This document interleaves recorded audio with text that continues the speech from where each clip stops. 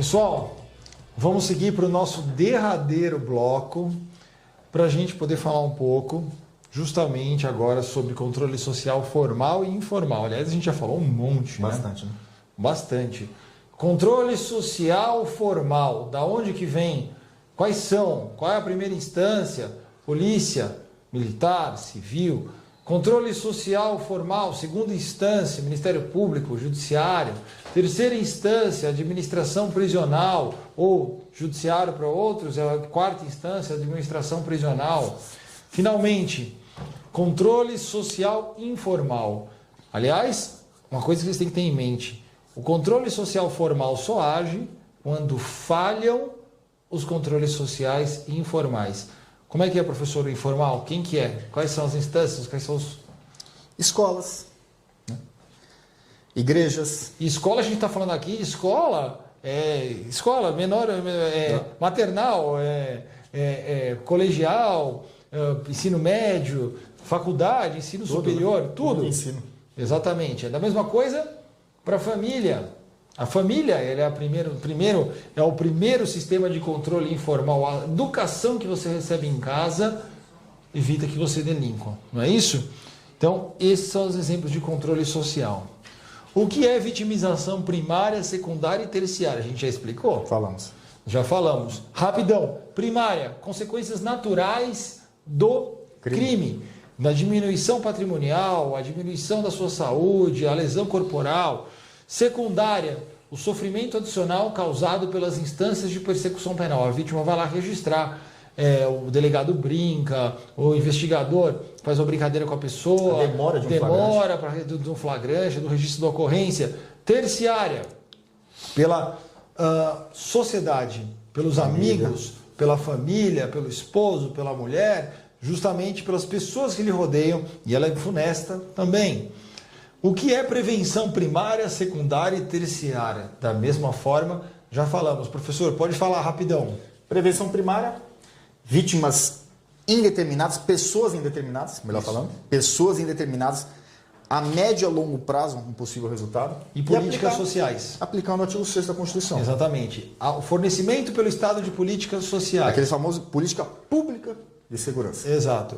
Secundária, grupos específicos após o cometimento do crime ou após a situação de risco, grupos em situação de risco a médio prazo também. Por exemplo, mulheres efetivamente vítimas de violência, locais, como você falou, instalação da UPP.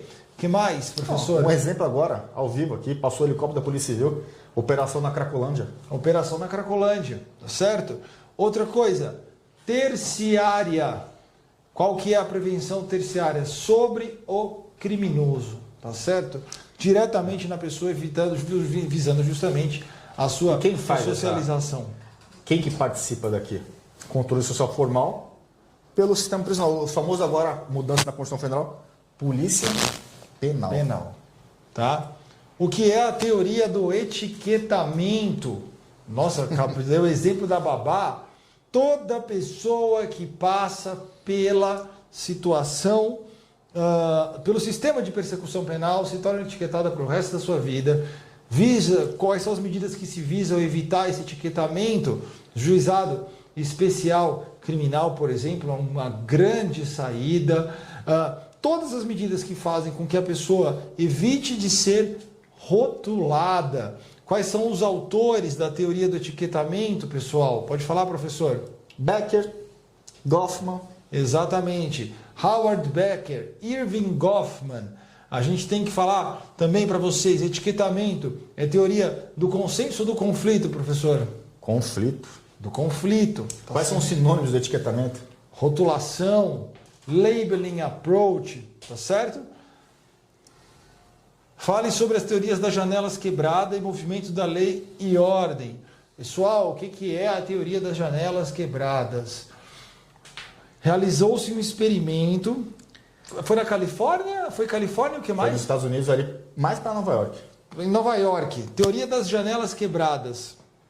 Não, em Nova York foi Tolerância zero. a tolerância zero. E também foi que é decorrência da teoria das janelas quebradas. O que falava a teoria das janelas quebradas? Primeiro, ela está inserida, foi uma teoria que foi cunhada, está inserida dentro da escola de Chicago e ela visa justamente explicar o crime na cidade grande. E qual foi a conclusão da teoria das janelas quebradas? De que o crime não é fruto da pobreza, que o crime não é... A questão principal do crime é justamente uma. A principal questão é a falta de organização da cidade, a falta de presença do Estado. A desorganização social gera a criminogênese. Como que isso foi feito? Teve um experimento. Você quer explicar? Pode explicar, professor, o experimento? Primeiro eles colocaram 2 veículos, 2 viaturas, Isso. tanto no lugar classe rica quanto na classe pobre. Intacto, perfeito. Somente na classe pobre quebraram e subtraíram os objetos. Aí a primeira conclusão foi o quê? Só tem crime na classe pobre. E aí? Aí eles, vamos quebrar os vidros. Que aí nasceu a teoria classe das rica. janelas quebradas. Vamos quebrar os vidros na classe... Aí fizeram a mesma coisa. No lugar da classe rica. Colocamos o carro com as janelas quebradas na classe rica e com as janelas quebradas na classe pobre. O que aconteceu? Foi depredado nos dois. Nos dois. Classe rica também tem crimes. Exatamente. Então, o que isso significa? Que o carro, efetivamente, justamente a presença ali daquele carro com as janelas quebradas denota que o Estado não está presente naquele local e que por isso o crime passará impune. Então, estimula as pessoas a praticarem o crime. Tá certo? E, professor, pode falar do movimento da lei em ordem, da tolerância zero, da onde nasceu? Tolerância zero, Nova York, que na década de 90 era uma cidade... 80, né? De 80, né? De 80, quase 80, comecinho de 90. Nova York era uma cidade extremamente violenta. Diferente do que é hoje, turística, maravilhosa. Muitos crimes, metrô sujo, depredado, furtos, roubos. Rudolph Giuliani, né? Que era o prefeito que entrou. Isso. Aí eles impôs a tolerância zero. E a tolerância zero não é aquilo que o pessoal fala na rua, viu, professor? Pena de morte, não, prisão tolerância perpétua. zero. Quando ele tratou da tolerância zero, ele quis punir severamente quais crimes? Os crimes menores. Os crimes das pessoas que praticam crimes de pequenas monta. De pequena monta. O que isso significa? O que a tolerância zero falava?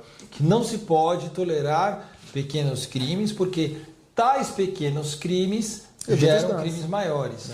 Então, se apenava com prisão, ou a pessoa pular a catraca do metrô, pichação, Sujar na rua, qualquer espécie de jogar sujeira na rua, tudo isso fez com que realmente a criminalidade na cidade de Nova York, juntamente, claro, com prevenção também, né? Prevenção primária, ou seja, com políticas sociais.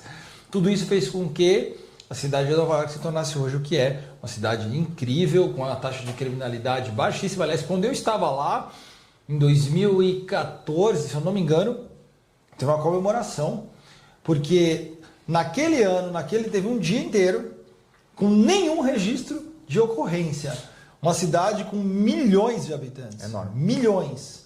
Não teve nenhuma ocorrência criminal registrada em um dia. Ou seja, isso só mostra o quanto a cidade é efetivamente segura. Bom, pessoal... Não, só para reflexão das pessoas aqui. Nesse período, Nova York, tolerância zero. Vamos punir severamente os pequenos delitos. Praticamente no mesmo período, o Brasil implementou a Lei 9.099 de 1995, que fez o contrário. Despenalização dos pequenos delitos. Exatamente. Ou e seja, aí, 30 anos depois, qual foi o mais acertado? Quais são os Vamos deixar os nossos alunos refletirem. Pensem sobre isso.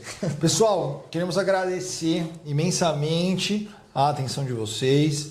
Fizeram vários blocos conosco de questões. Queremos desejar a vocês uma prova incrível. Esse curso vai ficar disponível para você no YouTube, vai ficar na nossa área do aluno. Uma coisa que é importante ressaltar.